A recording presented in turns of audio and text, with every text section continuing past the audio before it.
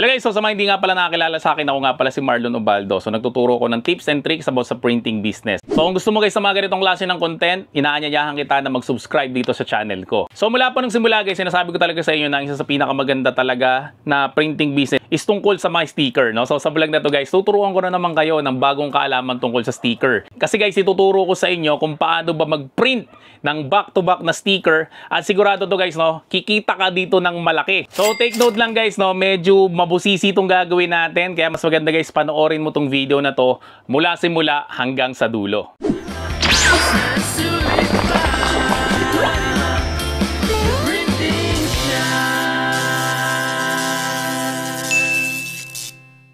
So saan ba to guys ginagamit to mga sticker na to, no? So ito may mga ginawa ako dito ng mga layout na. So, syempre, ginagamit yan unang-una sa mga business logo. Ito kamukha nitong SM, Starbucks, syempre yung the printing shop. So, nakikita nyo yung mga sticker na yun, guys, kapag pumapasok kayo ng mga restaurant o ng mall, di ba? Merong sticker doon na nakadikit. Pero ang problema dyan, guys, yung likod, kulay puti lang siya. Kaya medyo pangit siyang tingnan, no? So, ang gagawin natin ngayon, yung harapan, syempre, may print. At yung likuran, guys, meron rin siyang print. Ito rin, guys, para sa product advertisement. Itong mga pagkain na yan. Ito rin, guys, yan, product advertisement rin yan. Ito rin, guys, product advertisement rin to. And sumunod, guys, para sa mga services, kamukha ng mga spa at syempre sa mga restaurant nga. Ayan yung sinabi ko kanina. Then ito naman guys ay mga services rin. Ito sa mga business signages. Yan, kamukha nito. So ito naman yung nasa kabilang print niya. Ito naman guys yung mahabang sticker. So next naman guys, pwede yung gamitin sa kotse. Diba sa kotse nilalagyan ng sticker yung salamin natin doon. So maganda yun guys kapag nagbi-business ka ng car repair. So pwede kang mag-offer guys ng warranty sticker. So ito siya. So ito yung front. Ito naman yung sa likod niya. So pwede rin yung guys sa company sticker. Kamukha nito. Yan, so ito yung harapan, ito yung likuran, ito yung harapan, ito yung likuran. Then, next guys, pwede rin yan guys sa mga subdivision sticker. Yan, so kamukha nito. So, ito yung front. So, kung meron kang car repair na business, di ba? So, ito guys yung ilalagay mo doon. So, ito yung sa front. Ito na yung sa back. No? So, ilalagay mo dito yung date kung kailan mo siya ginawa. Kung iba pang info, kamukha nitong miles. Yan, so ilalagay mo rin siya dito. So, maganda rin dyan guys, dagdag advertisement rin yan kasi meron kang contact number dito. Then, dito rin guys sa vehicle pass sticker, di ba? Usually, ginagamit to sa mga subdivision. So, pwede ka guys mag-mass production rin nito. Tapos, sulatan mo na lang dito ng number. Para guys, meron kayong record kung kanino ba talagang sasakyan yung number na nakalagay dito. So sa mga corporation guys, ganun rin naman. No? So bago nyo papasukin syempre yung empleyado doon na may kotse, syempre meron rin silang sticker. Ang maganda pa nun guys, no, hindi siya pangit tingnan kasi usually nga kapag ka nilalagay sa kotse yan, ang pangit talaga tingnan kasi merong print sa harapan, tas sa likuran banda wala siyang print, kulay puti lang siya. Tapos minsan naninilaw pa yun. Kaya dati guys, uso yung sticker na merong mga year. Di ba nilalagay yun sa harapan ng salamin? Kaso nakakapangit kasi sa kotse yun no? Kasi nga sa harapan merong print, tapos sa likuran walang print. Ito guys, mas maganda doon tingnan kaysa sa ganun. So ito na guys yung mga na-layout natin. Yan, so marami na to. So yung iba siguro magtataka, bakit ganyan? Ang haba-haba naman nung printout mo o nung materials mo. So kung nagtataka kang ganun, mas maganda panoorin mo muna yung nakaraang video natin. So ito yung title niya. Mahabang sticker print and cut. Kasi guys, kung uulitin ko na namang i-discuss to, ay masyadong haba tong video na to, no? So, mas maganda guys, ito, panoorin nyo na lang to. Kung paano ba mag-print ng ganito kahabang sticker. So, ito guys, yung mga kailangan natin ng mga material. Syempre, itong mahabang vinyl na hindi transparent. Ito guys, meron naman tayo ditong mahabang vinyl na transparent. And syempre, meron tayo ditong mahabang photo top. Meron rin dito guys, tayo na mahabang cutting mat. Yan, sa sobrang haba niya, hindi kasya sa screen. Syempre, mahabang mesa rin tayo. So, ang gagawin natin dito, sobrang importante rin ito. Pag gumagamit kayo nito mahabang vinyl, dapat laging pantay yung tuktok nito. Kasi pag hindi ito naging pantay, magiging saliwa yung cut natin. Okay, so papantayin muna natin yung tuktok bago tayo pumutol. So, para magpantay siya guys, ito yung guide natin. Yan, no? Yan, itulak mo lang siya dyan. Yan, saka mo siya i-cut. So, kuha tayo dito guys ng 24 inches. 12 plus 12. Yan, so banda dito. So, i-cut natin tong 24 inches natin. So, ito naman guys, yung transparent natin. Siyempre, kukuha rin tayo dito guys ng 24. So, again, yung tuktok niya, putulin nyo muna para pantay. Sobrang importante yan guys. So, meron na rin tayo guys 24 na transparent. Then, next naman na kukunin natin, itong photo top naman. So, kukuha rin tayo dito guys ng 24. So, ganoon rin guys yung gagawin natin sa photo top. Siyempre, putulin muna natin yung tuktok. Yan, tapos, kuha tayo dito ng 24. Yan, so guys, meron tayong photo top na 24. Then, meron rin tayong transparent vinyl na 24. Then, meron rin tayong transparent na matte na 24. Yan, so mag-cut pa tayo guys ng iba para sumakto dun guys sa bilang ng ipiprint natin. Siyempre, unang material sa gagamitin natin guys ay yung hindi transparent na sticker. Then, pangalawang material sa gagamitin naman natin ay yung transparent na sticker. So, ngayon, magpiprint muna tayo dun sa hindi transparent na sticker. So again guys, hindi transparent na sticker. So baka malito kayo dito. Yan, bakit mahaba siya? So mas maganda guys, panoorin nyo yung nakaraang vlog ko. Ito, yan yung pangalan niya, mahabang sticker print and cut. Yan, so tinuro ko dyan guys kung paano ba mag-print ng mahabang sticker. So balik tayo dito guys. Ang gagawin natin guys, mag-print na tayo. So click lang natin tong print. Tapos click natin to again to guys, print. Tapos select lang natin yung printer natin. Then click natin tong preferences. Tapos hanapin natin guys yung mahabang vinyl. Hinili ko to guys para makuha ko kaagad yung settings ng mahabang vinyl, no? So sinetap ko pa yan, hindi basta-basta lumabas lang yan dyan. Okay, so kung paano ko yan sinetap, again, panoorin nyo yung nakarang vlog ko. Yan, so ang gagawin natin dito guys is kiklik ko lang tong okay, then ipiprint na natin siya.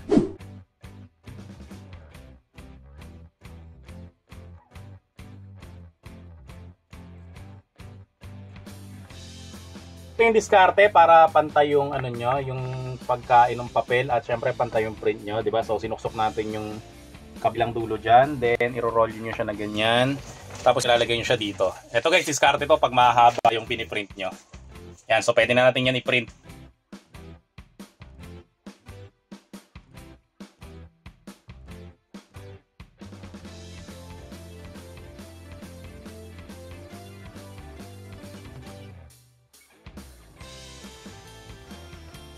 So pag ganito guys yung itsura ng layout natin, wala tayong magiging issue dyan. So gagawin lang natin yan, isipiprint lang natin yan sa transparent na sticker. Pero dapat naka-mirror siya. Halimbawa ganito guys yung itsura ng layout mo. So naka-rotate siya 90 degrees. So hindi mo to guys pwedeng i-print as mirror image. So ang gagawin mo dyan, isi-save mo muna tong file na to. So pag na-save mo na tong file na to, gagawin mo, i-click mo lang siya, click mo lang tong object, then select mo lang to guys, flip vertically.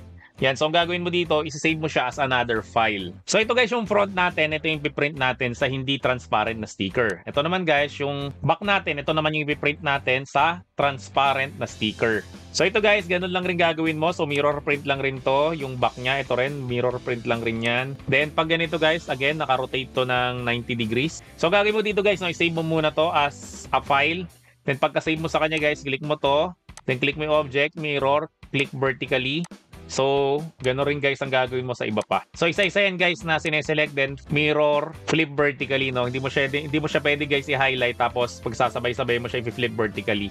Kasi ito lilipat to dito. Then, pag nagawa mo na yan guys, no? Syempre, i-save mo to as another file. Ito guys, hindi naka-flip. Ito yung i-print natin sa hindi transparent. Ito naman guys, naka-flip. Ipiprint naman natin to sa transparent. Then ito naman sobrang habang piprint natin na to, no? So mapapansin nyo wala siyang registration mark kasi hindi natin to pwedeng padaanin sa Cameo. Kasi again guys, ang kaya lang ng Cameo na may print na merong cutting mat ay hanggang 24 inches lang, no? So ito lagpas-lagpas pa tong 24 inches na yun. So ito guys, i-cut natin to mano-mano. Napakita ko lang sa inyo guys na kahit na mas mahaba pa sa 24 inches, kayang-kaya natin guys i-print using Epson na L121 lang, no? So ito yung front niya, then ito yung back niya. Ito naman guys, nakatagilid siya pakaliwa. So ang gagawin natin dito guys, syempre i-save mo to as file. Then gagawin mo dyan, click mo lang to, click mo lang tong object, then click mo lang tong mirror, then click vertically mo rin. So pag nagawa mo na siya guys, ganito yung magiging itsura niya. So i-save mo rin to guys as another file. So kapag ganito naman guys yung layout mo, so hindi to guys pwedeng i-mirror na print lang. At hindi mo rin to guys pwedeng i-flip horizontally. Kasi ang mangyari dyan, halimbawa ito, sinelect natin lahat siya, tapos kinlik natin to, object, mirror, tapos flip horizontally. Natapansin nyo guys, so nagkabaliktad siya, no? So hindi pwedeng maging back to back yan. So ang gagawin muna natin guys, no? Syempre i-save nyo muna to as a file. Ito yung front, then highlight natin siya lahat, as Ctrl-C, Ctrl-V natin. Yan. Tapos, ito guys, yung gagawin natin dito ay object, then mirror, then ito guys, yung flip horizontally natin. Tapos kapag ka na-flip horizontally nyo na yun guys, ito guys, i-drag nyo lang siya dito, no? So, maglalak naman yan eh. Ayun, no? Mararamdaman nyo naman yan naglalak eh. So, ito rin, gano'n rin gagawin natin. Yan, then ito rin. Yan, hanggang sa malipat nyo lahat to dito guys, then i-save nyo siya guys as another file. Ito naman guys, yung gagawin natin na back, no? So, ganito yung itsura niya.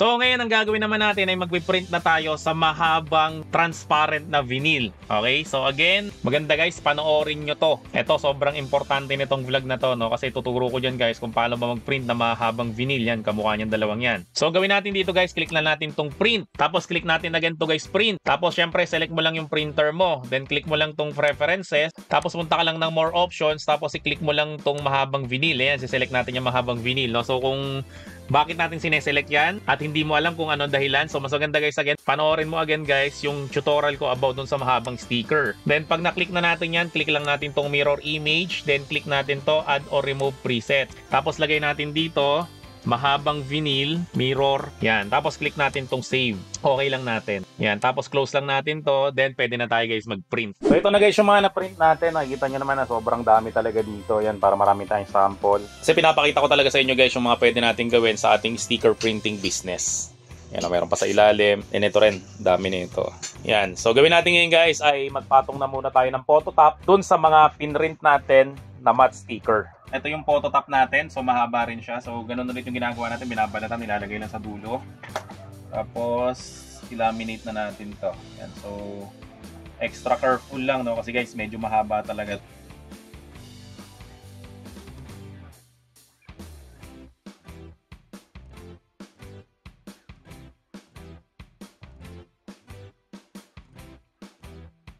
So, una yung gagawin guys, di ba may mga sobrang phototop dito?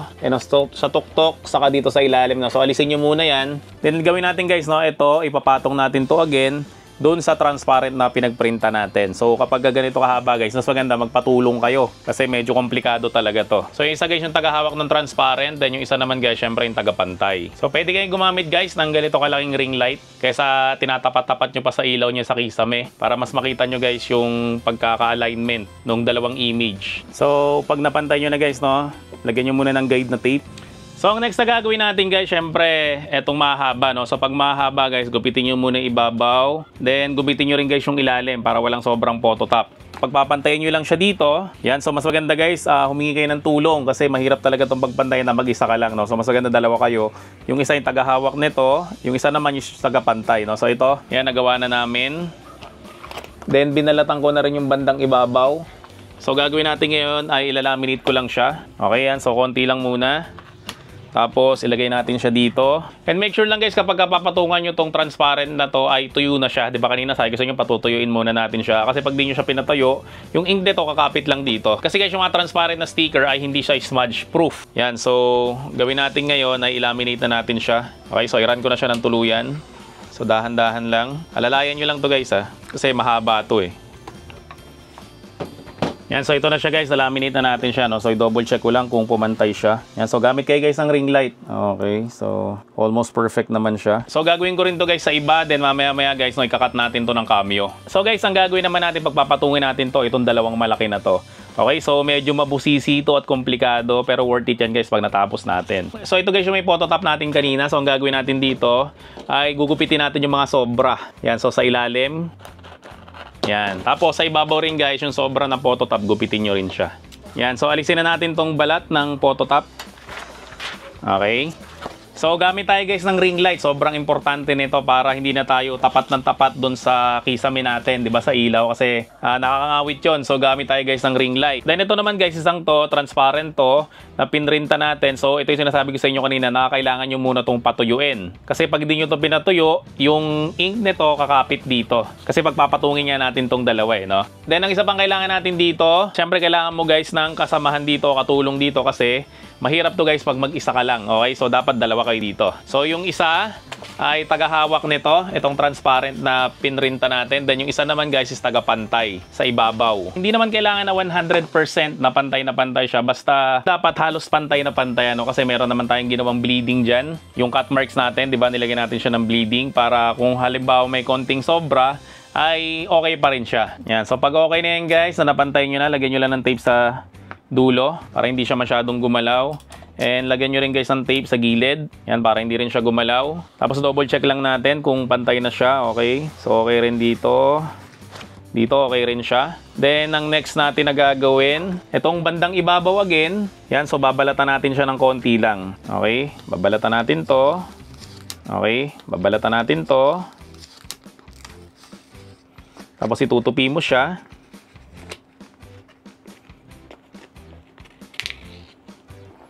Yan. Then isuksok na natin siya dito. Tapos ipaipit lang natin siya. Yan. So pag naipaipit na siya guys, di na siya nagagalaw.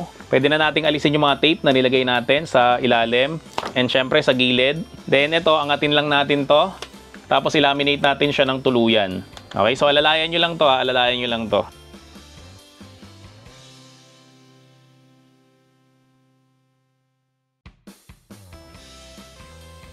So ito guys, pagpatong na natin siya, no? So i-check lang natin kung pantay siya or kahit medyo pantay yan. So medyo pantay naman siya. Dito ganun rin.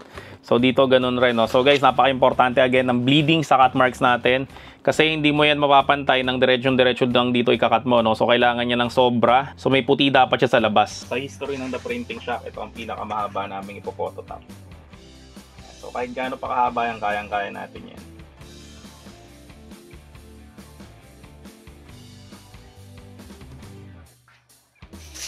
Grabe oh. Lagpas 1 minuto. Sobrang haba. Natapos rin. Ayun oh, pinakamahabang pinototop. Grabe. L121 lang print niyan eh. So mas maganda guys, kapag ganito kahaba, putulin yung mga sobrang phototop sa mukha nito, saka sa taas rin, ito sa bandang ilalim na to eh. Yan, tapos gamit na kayo ng cutter. Mahirapan tayo guys kapag gumamit tayo ng Cameo dito. And straight lang naman siya, no? So pwede na dito yung gamitin to, itong penknife. So ito na guys, ang last natin na ilalagay, no? Kasi ito na yung pinakamahaba sa lahat, no? So ito yung highlight natin dito.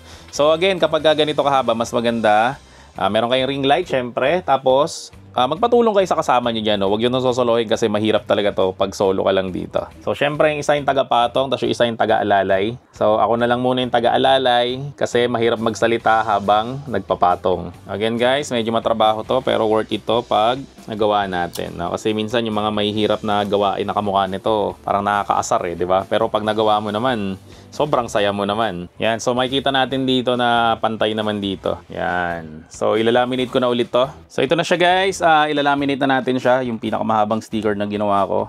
So again guys, ito yung tinupi natin. So hilahin lang natin to habang nilalaminate natin to. Tagal na naman eh ito, nakakainip na naman to. Yan, so konti na lang, matatapos na. So ito guys yung nalaminate natin. Grabe ang haba oh. O diba? So, sobrang haba niya, hindi siya kasi sa screen. So ito na guys yung pinakamahabang sticker natin. Yan, so ngayon kakat na natin siya. Siyempre gagamit tayo nitong PVC cutting mat, then ruler, and siyempre itong pen knife. So ito nakat ko na itong isang to eh. So ikat ko naman yung kabila. Hindi nakakonect sa kable yung sa wifi lang kaya sobrang bagal. Yan, so guys, ito yung nakat na natin na una. Grabe, ang haba oh. Yan, nice. Tapos itong iba, ikat na rin natin to. So ito na guys, natapos na natin yung tatlo. Yan, isa, dalawa, yan, pangatlo. Grabe, tagto 36 inches to. So next na pamamaraan natin guys, pwede tayong gumamit ng sliding cutter. No? So kung wala kayong Cameo, pwede na to, sliding cutter.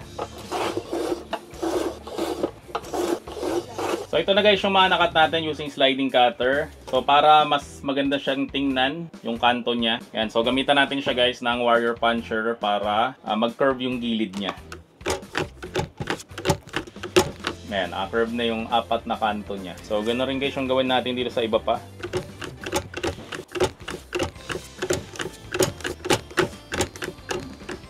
So ito guys yung apat na nagawa natin. Yan, so kinat natin and syempre kinerve natin yung mga kanto niya. Yan, so mamaya guys, papakita ko sa inyo na back to back talaga to para may suspense pa. So next na gagawin natin guys, syempre gagamit na tayo ng Cameo. So magkakatay dito guys sa mahabang sticker kaya kailangan natin ng mahabang cutting mat. So unahin ko guys sikat to, itong mahabang sticker ng Nintendo Switch, no? Kasi kanina pa ako excited dito eh. Okay, syempre subo muna natin. Press ko lang tong send.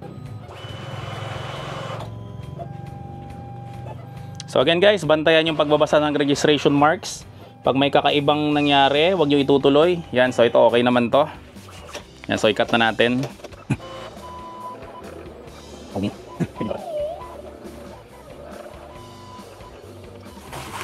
So subukan nating alisin yung pabalat niya. Yan yung extrang balat eh, no? Yan, so nilagyan ko siya guys again ng offset. Yan, so sobrang importante kasi niyan. So ito na guys yung ikakat natin. So syempre lalagyan muna natin siya ng bleeding o offset para mas maganda yung maging cut natin, no? So i-highlight ko lang siyang lahat, then may makikita ka dito sa gilid nakalagay offset. So click ko lang tong offset. So lagyan ko lang siya ng value, medyo malito, no? So gawin natin na 0.15. Yan, so ganyan kalaki yung offset niya. Then click ko lang tong send. Yan, so makikita nyo dito guys na meron siyang dalawang cut marks. So kailangan lang natin nasa labas. So gawin nyo, i-click nyo nasa loob, tapos click nyo lang to, itong ignore selected lines. Ito rin, click nyo rin to, click nyo lang tong ignore selected lines. Kung luma yung Silhouette Studio na gamit nyo, nakalagay dito guys is no cut. So click ko lang tong standard, then force 30, passes 2, speed 10, tapos yung blade depth ko is 3. Yan, so i-cut na natin siya ngayon.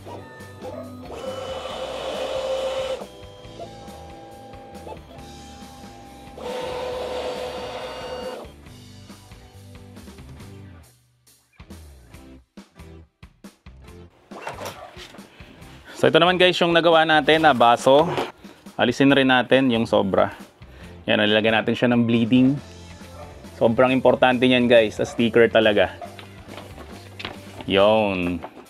So next naman natin guys, ito naman. Yan, so ang gagawin naman natin dito guys, lalagyan naman natin ng bleeding sa loob naman siya. So i-highlight lang natin siya lahat. Then syempre, click lang natin again itong offset. Yan, then ito naman kiklik natin guys, internal offset. So masyado siyang malaki, gawin lang natin is 0.1 lang. Yan, so wala naman siyang tinamaan. Nakita nyo itong red na yan. Dito rin, wala rin siyang tinamaan. Okay, so click natin itong send. Then pag nakita nyo siya guys na wala siyang color red, ang mangyayari dyan ay babasahin niya lang yan pero hindi siya magka-cut. Para magkaroon siya guys ng cut mark, syempre i-highlight lang natin siyang lahat para hindi na tayo mahirapan. Tapos click lang natin to, itong use all selected line. Tapos next na gagawin natin, click natin tong nasa labas, then click natin tong ignore selected. Then ganun rin guys gagawin natin dito, no? So click natin to, click natin tong ignore selected. So settings natin guys, pareho pa rin. So 30 yung force, 2 yung passes, yung speed natin, gagawin natin 10, tapos yung blade depth natin is 3. Yan, so i-cut na natin siya ngayon.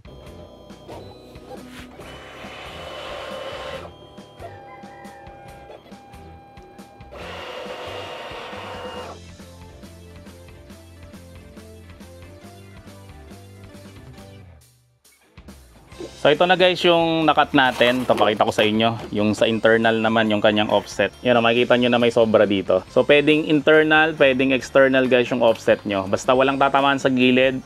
Okay rin to guys, itong internal offset. So gagawin ko guys, ikakat ko rin tong ibang to. A few moments later. So guys, ito na yung lahat ng nagawa natin. Grabe, sobrang dami nito. Pakita ko sa inyo guys na back to back to, no? Talagang pag nakikita mo na guys yung finished product mo, worth it lahat ng mga pagod mo dito. So pakita ko sa inyo guys itong higanting Nintendo Switch. Yan, matutuwa yung anak ko dito. So ito yung front niya guys, tapos ito naman yung sticker niya sa likod. Oh, di ba? Back to back yan, no? May pandikit yan, no? So ito naman guys yung signage, yung ginupit lang natin ng sliding cutter. So nakalagay dito, caution, risk of fire. Oh, caution, risk of fire rin. And again, may pandikit yan. Ito naman guys yung business signage. Ito yung kinat naman natin na internal offset. Yan, so tingnan natin kung sakto yung layout niya dito. O sakto yung pagiging back to back niya. Oh, diba sakto siya? Then syempre itong higanting coffee. Ito yung mga nakikita natin sa mga Starbucks eh. Or kung meron kang kakilala na meron siyang coffee business, so pwede mo siyang opera ng ganito. Yan, laki nito, laki ng sticker, oh. Tapos, back to back rin yan, oh. O, diba? So, pantay rin naman siya. So, ito naman guys, syempre kung meron kang kakilala na meron siyang food business, noodles, burger, ano kaya, pizza business, pwede kang mag-offer sa kanya ng ganito guys, ayan, oh. Back to back rin siya, no? So, pwede itong idikit sa pinto niya. Or pwede rin doon guys sa salamin nila, basta transparent syempre yung salamin, ha. O, di ba? Ganda. Then ito rin pizza. Oh, di ba? Puro sakto yan, guys. Then ito naman, malay mo makakuha ka ng malaking kumpanya, kamukha ng SM, ng Starbucks, ano kaya ng printing shop. Syempre lalagay natin lagi yan. Proud na proud ako dyan sa logo na yan. So ito yung sa SM, guys. So harapan, tapos ito naman guys yung nasa likuran niya. Oh, di ba? Sakto rin. Tapos itong Starbucks rin. Oh, yan. So syempre ito yung printing shop. Ito, maganda tong ilagay sa kotse, oh. So, dito naman guys, syempre, susulatan nyo lang to. Halimbawa, itong vehicle pass, no? So, lagyan natin ng 001. Yan. Then, ito rin visitor pass, no? So, lagyan naman natin dito is 002. Okay? Then, ito rin, lagyan rin natin to 003. Tapos dito naman, pwede nyo ilagay dito yung date and syempre yung mileage kapag meron kayong car repair shop. So ganyan siya guys. So ito guys, pwede na itong idikit dun sa kotse nyo o dun sa kotse ng customer nyo. So maganda pa dito guys, syempre back to back na siya. Hindi na awkward o hindi na pangit yung bandang likuran niya. Di ba kasi yun yung nakakaasar sa mga sasakyan, yung merong print yung harapan tapos yung bandang likuran niya kulay puti lang tapos naninilaw yun. Di kamukha nito, meron rin siyang print to. Then ito guys yung isa pang ginawa natin, itong mahabang sticker. So pakita ko sa inyo guys na back to back rin to. Diba ang haba? Then ito pa guys, yung isa pa sa mga ginawa natin yung food menu.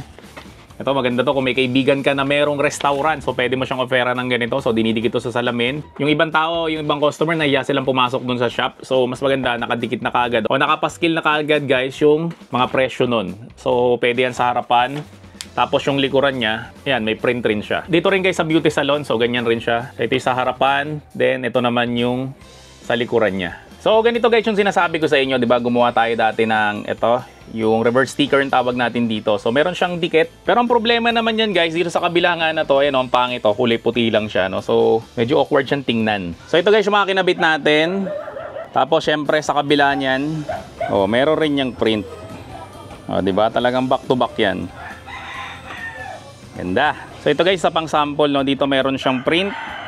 Tapos sa kabila siya wala siyang print, no. So ang pangit niyang tingnan. So dito naman tayo guys, syempre mahabang sticker natin. So siguro kasya yan dito. Syempre babalatan natin 'to. Yan, then lalagay natin siya dito.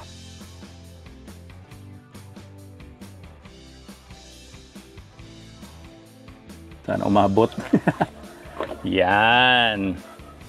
So meron siyang print sa front and syempre meron rin siyang print sa likod. So maganda dyan guys again, di ba pag dinikit nila kaagad sa mga establishment, kabilaan na kaagad yung signages nila. So guys, lahat ng mga materials, printer, cutters at syempre yung mga supplies na pinakita ko dito sa may vlog na to is available yan sa amin. So kung gusto nyo guys mag-avail, no, hanapin nyo lang kami sa FB, The Printing Shop, at sabihin mo lang guys na naparod mo tong video na to, no, para bigyan ka ng discount. Kasi guys, kung susuportahan mo kami, syempre susuportahan rin namin kayo sa pamamagitan ng pagbibigay ng mga unique na idea na kamukha nga nito. So kung nag-avail ka sa amin guys, so maraming salamat sa iyo. See you in my next video and bye-bye. The Printing Shop, ayos na sulit pa.